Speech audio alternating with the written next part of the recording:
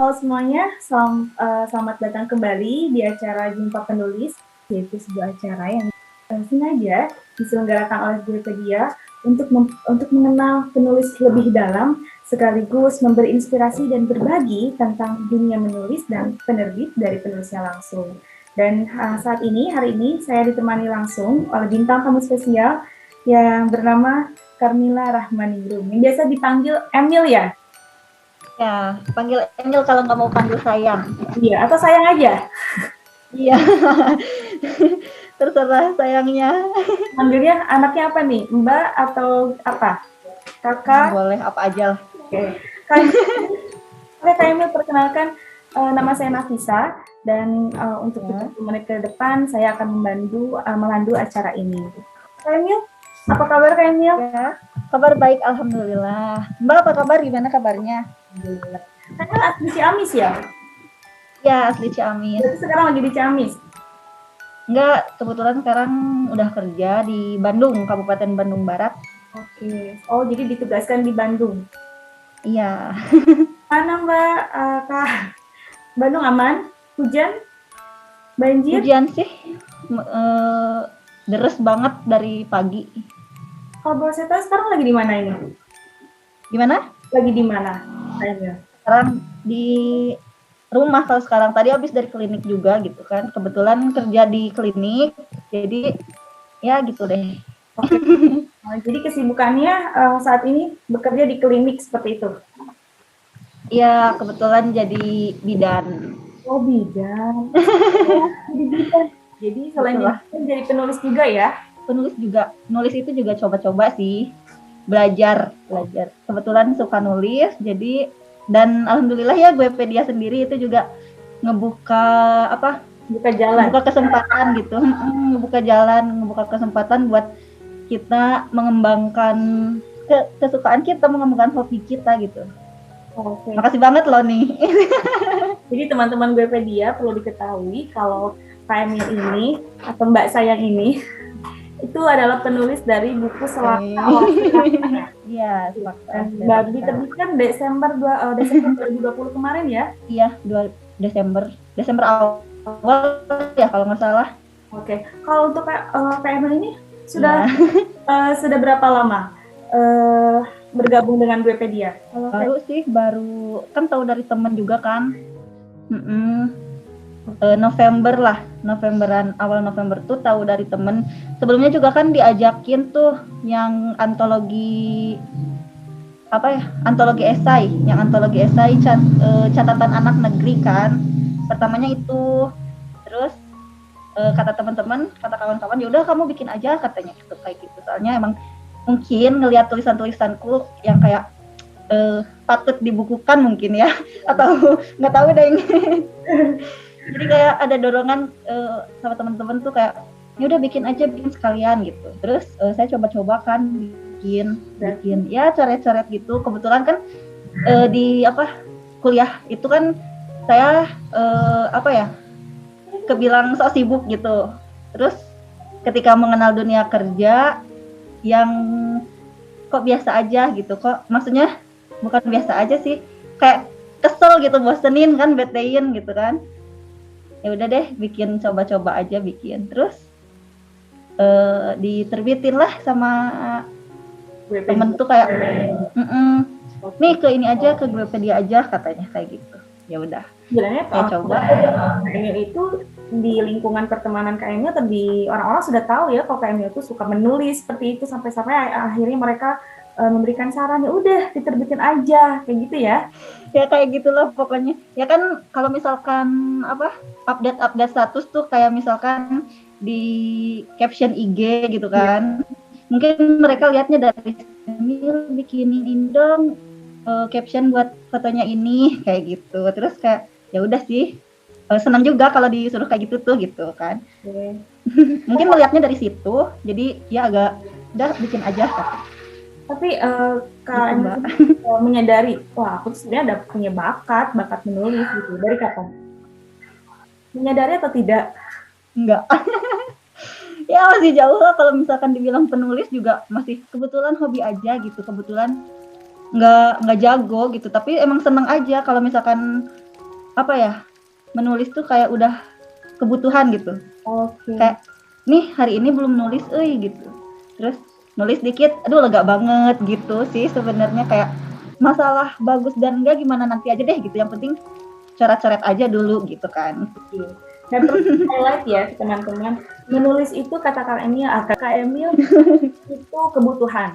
Jarang loh orang yang menyadari kalau menulis itu kebutuhan dan itu sebenarnya harus disebarluaskan kalau menulis itu adalah kebutuhan karena apapun itu dimulai dari menulis seperti itu. Iya bener banget. Soalnya gini Mbak, kayak kalau misalkan kapasitas ingatan kita tuh kan gampang lupa gitu ya. Emil pribadi tuh kayak gampang lupa banget gitu.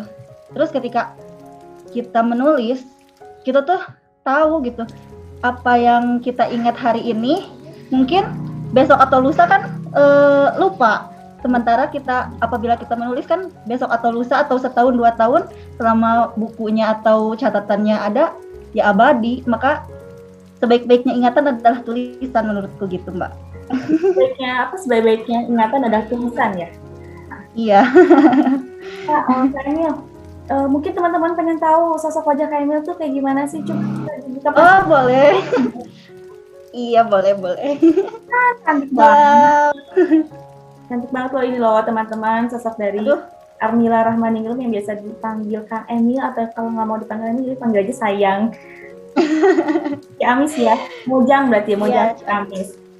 Oke. Ciamis ya. Sebenarnya saya mau tahu lebih lanjut sih, sebenarnya apa sih yang memberikan inspirasi untuk Kak Emil untuk menulis? Yang memberikan inspirasi semua orang sih, tanpa terkecuali, semua manusia tanpa terkecuali gitu. Secara spesifik mungkin orang tua atau teman terdekat gimana? Belum, nggak ada. Kayak orang belum kenal pun gitu kan, sebagai inspirasi. Aduh maaf ya ininya. Jadi siapa menjadi inspirasi gitu ya? Tapi ada ya nggak ada orang-orang yang benar-benar spesifik gitu. Semua orang sih yang jadi inspirasiku.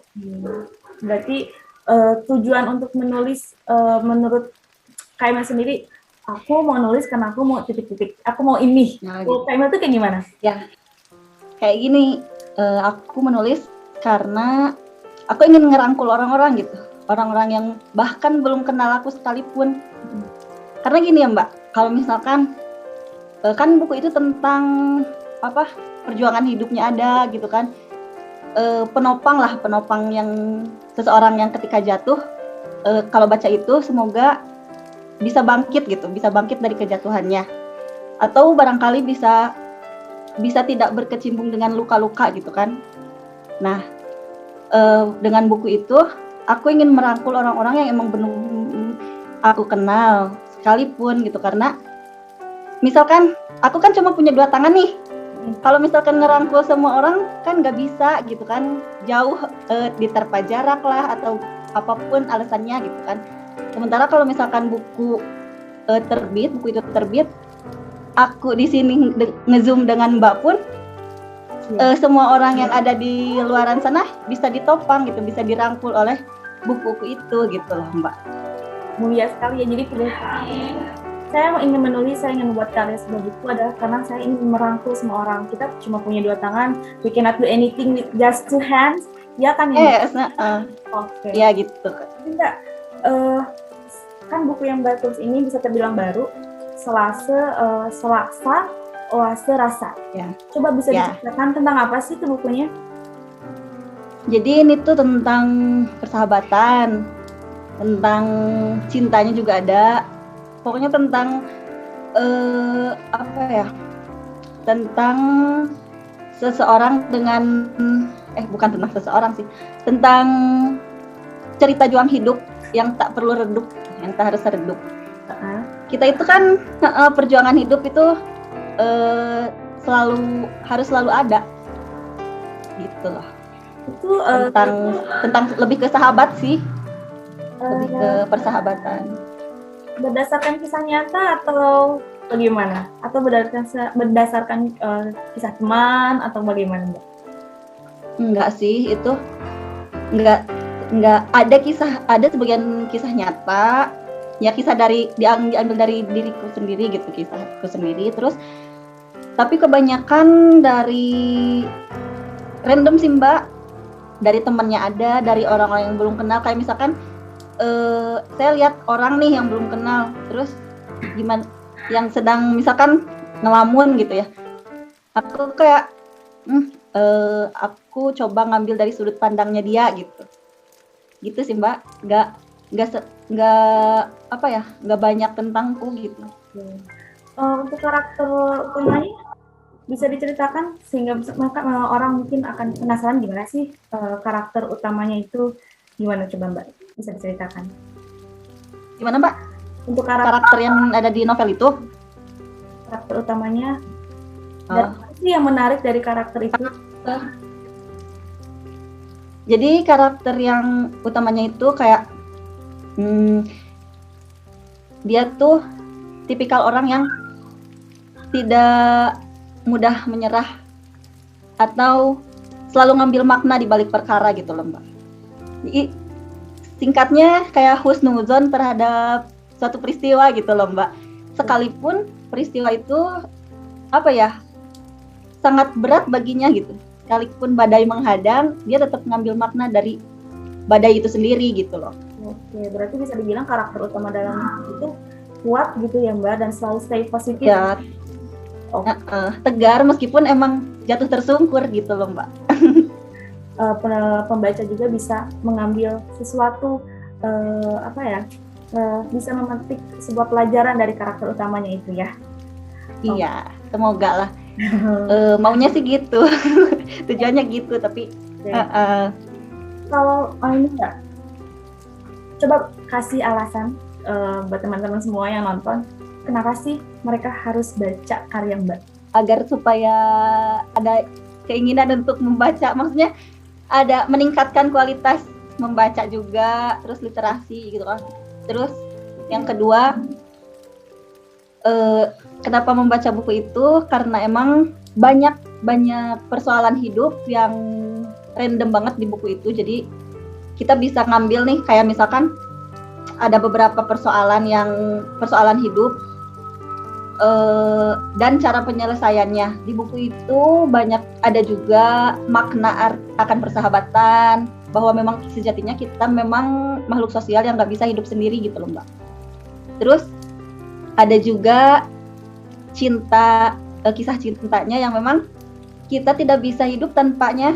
Maksudnya kita hidup berdasarkan kasih sayang dan cinta kasih gitu loh. Oke. Berapa lama sih waktu pengerjaan menulis buku itu?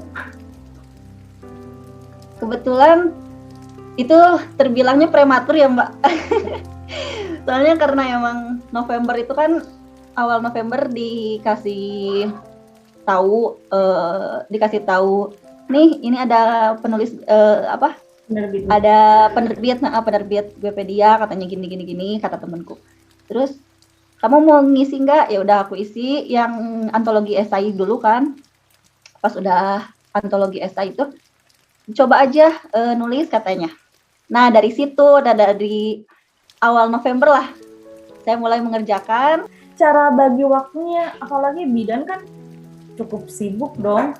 Menulis juga memerlukan ada pikiran, waktu. Gimana Mbak ininya? Bagi waktunya? Jadi gini Mbak, kan kalau di klinik itu sendiri ya, nggak seharian full ada pasien. Misalkan kayak gini, ada jam kerjanya tuh, kayak misalkan kita pinter-pinter ngebaca waktu pasien aja, waktu banyaknya pasien, misalkan dari subuh sampai jam 11 misalkan, jam 11 tuh. Soalnya kan kliniknya 24 jam juga kan, jadi harus tetap stay di situ. Terus dari jam 11 ya udah kita bikin aja nih, minimal misalkan sehari itu 2 jam apa 3 jam ngeluangin waktu buat menulis dan benar-benar fokus di situ gitu loh. Nggak kayak kalau misalkan kita biasanya aku ngambil waktu itu ISA ya jam 8 sampai jam 10. 3 jam, maksimal 3 jam, udah buat nulis aja itu gitu. Nggak usah keganggu apapun gitu. Berarti Gitu sih. yang harus menulis itu sendiri ya. Disukanya nulis di mana? Di tempat keramaian atau tempat sepi? Di tempat sepi lah Mbak pastinya. Soalnya saya tipikal orang yang kalau pola belajar itu audiens. Jadi kalau misalkan ada suara berisik-berisik, suara detik jarum jam pun itu keganggu banget rasanya gitu loh Mbak. Oh, Jadi kayak ya udah ngambil malam aja tuh. Jadi di kamar aja gitu. ada ritual khusus nggak sih Mbak? Kan ada loh orang yang kayak saya nggak bisa nulis kalau nggak minum kopi misalkan. Saya nggak bisa nulis kalau nggak lihat pemandangan dulu gitu. Ada nggak ritual khususnya? Enggak sih, kalau misalkan ya kalau gitu doang. Kalau misalkan aku nulis tuh harus bener-bener hening banget, harus nggak ada kehidupan aja gitu. Jadi keganggu banget, bahkan kalau misalkan ada suara-suara itu keganggu banget. Gitu doang sih. Aku mau tanya nih, Sulit konsentrasinya gitu loh Mbak. terkadang untuk orang penulis untuk memulai menulis itu dia udah tahu nih idenya apa, tapi pas dia nulis kalimat pertama untuk melanjutkan ke kalimat berikutnya stuck. Aduh, apalagi ya? Iya. Apalagi ya? Ya sering banget kayak gitu tuh. Gimana itu menyiasatinya? Kalau misalkan aku sendiri tuh kayak misalkan kalau udah stuck banget, pindah posisi atau pindah ruangan. Kayak misalkan udah stuck banget nih, minum dulu lah atau makan dulu. Nanti pindah posisi gitu, kayak misalkan di kasur nih, tadi di kasur kan. Nanti pindah ke kursi. Nanti juga langsung ada lagi pas dibaca di sebelumnya gitu ya, sebelum nulis. Oh iya, gini aja deh gitu, kayak gitu sih. Soalnya kayak inspirasi itu kayak bakal ada aja sih kalau misalkan emang kita niat dulu lah yang pentingnya. Jadi niat ya. Dan buat teman-teman bisa jadi saran juga sih buat teman-teman yang lagi nonton, ketika kalian stuck coba berpindah, nggak usah mikir jauh-jauh, berpindah tempat dulu aja deh. Yang tadinya duduk bisa bener. Yang tadinya di kamar mungkin bisa pindah ke teras gitu kan ya. Ya, iya benar banget. Misalkan dari kamar pindah ke Austria gitu. Oke. Mbak sendiri punya ini nggak sih, punya idola sendiri dalam menulis, penulis idola gitu yang jadi? Ada sih. Aku tuh suka banget sama novelnya Eka Kurniawan. Judulnya ada yang Cantik Itu Luka, tuh bagus banget. Itu yang benar-benar novel favorit. Kayak kok seneng kayak ngebuka kemauan untuk aku bisa nggak ya jadi penulis kayak gini gitu. Jadi kayak mau banget lah pokoknya mah gitu. Jadi bisa jadi sosok itu juga yang mempengaruhi ya? Gitu. Mempengaruhi. Tapi kayaknya masih jauh lah untuk berada di di ini beliau gitu. Kosakatanya juga wah bagus banget, keren lah. Oke. Berbicara tentang kosakata nih, suka kebingungan nggak sih milih diksi yang bagus tuh buat ini apa ya, terus akhirnya apa ya, sampai akhirnya buka-buka kamus kayak gitu. Suka kayak gitu nggak sih Mbak? Iya suka banget tuh, kayak emang nyadar diri sih belum mumpuni gitu kosakatanya. Paling nge-google juga, nge-searching kan apa sih gitu. Ya dari kemarin juga belajar, dari kemarin emang banyak kosakata yang baru tahu juga, oh iya ternyata ini gitu kan. Kosakatanya. Menurut Mbak Emil, hal yang penting yang harus dimiliki hal penting pertama yang harus dimiliki oleh seorang penulis yang ingin menulis dan menerbitkan sebuah buku, satu aja. Hal penting untuk menulis pertama ya menulis. Karena emang kalau misalkan kadang aku gini loh Mbak, aku juga udah niat nih, aku pengen banget menulis, tapi emang gak ditulis, dan emang gak ditulis itu udah lupa aja niatnya. Kadang misalkan gini, oh iya nanti nulisnya gini, ada ide kan, ada inspirasi, terus tapi nggak ditulis hari itu juga. Jadi pas besok atau bahkan sejam aja udah lupa menulis apa sih, ada motivasi apa sih yang sejam yang lalu gitu loh Mbak. Jadi emang satu langkah untuk menjadi penulis itu ya menulis. Langsung menulis ya? Iya. Langsung nulis gitu? Iya, harus langsung diimplementasikan gitu loh. Oke. Penting banget sih emang ketika kita mikir, oh iya kelintas ini, tulis langsung. Harus lebih Iya. Ya? Iya bener. Oke. Terus. Oke, selama ini kan sudah bergabung melalui Webedia itu tahun 2020 ya, bisa Ya. dibilang tuh masih baru, tapi masih sudah dibilang hebat sekali Mbak. Aduh. Oke, gimana sih pertama kali tahu Webedia itu kan dari temen, terus akhirnya pasti browsing, pasti cari tahu, dan bagaimana apa yang pertama kali terlintas di pikiran Kak Emil sampai akhirnya memutuskan oke, Webedia aja deh gitu, gimana? Ya sebelumnya juga aku kan nyari-nyari juga penerbit kan, sempat sampai tanya-tanya, nih penerbit ini banyak rekomendasi kawan-kawan juga yang emang bukan hanya Webedia gitu. Ya. Tapi pas saya lihat, yang pertama karena emang lihat tuh scroll dulu kan, kepo-kepoin dulu kayak ini bener nggak sih gitu kan. Yang pertama kan banyak ngadain promo juga kan, promo terbit gratis juga kan, subhanallah sekali itu ya, mantep banget. Nah pas dilihat oh ya kualitasnya ternyata bagus juga nih kayak gitu kan. Terus nanyain juga ke temen, ngepoin juga yang emang udah pernah jadi gitu kan, udah pernah terbit juga. Pas lihat oh ya udah kualitasnya bagus, terus nggak lama juga, kalau dibilang sebulan kan ya lumayan sebulan gitu, bukan hal yang lama sih, bukan waktu yang lama kalau misalkan nerbitin buku cuma sebulan gitu loh. Bisa dibilang jadi iya bisa dibilang cepet. Dan emang aku kan sempat tanya-tanya dulu kan di Instagram kalau nggak salah ke akun Webedia itu, kayak nih apa sih ininya ramah banget gitu loh, ramah banget. Terus kembali ke WA, di WA aja Kak katanya gitu kan. Aku tanya-tanya di WA juga emang responnya bagus banget gitu ya, bikin nyaman lah istilahnya. Jadi ya udah deh aku ngambil Webedia aja sebagai ini, karena kan emang rata-rata penerbit yang lain tuh kayak lama banget tuh responnya. Untuk nunggu respon juga kayak nunggu jodoh gitu kan, lama banget. Jadi ya udahlah. Oke. Jadi Webedia itu merupakan salah satu atau bahkan bisa dibilang penerbit pertama di Indonesia melalui online publisher, dan sengaja kami memberikan kemudahan kepada penulis, apalagi penulis baru yang ingin, ya dia bisa nulis, dia punya kemampuan untuk menulis, dan ya kalau bisa apalagi bisa membuat sebuah karya itu buku, kenapa harus dipersulit, kenapa harus nunggu lama? Karena banyak sekali kami mendengar keluhan, jadi mereka harus nunggu lama, belum tentu juga di-approve, belum tentu juga diterima naskahnya, bahkan mereka nggak tahu kejelasan naskahnya seperti apa.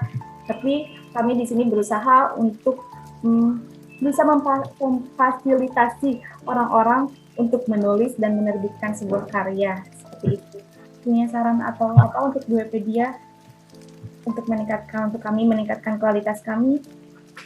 Oh iya, caranya sih lebih masif lagi ya, karena emang sekarang juga sih sebenarnya udah masif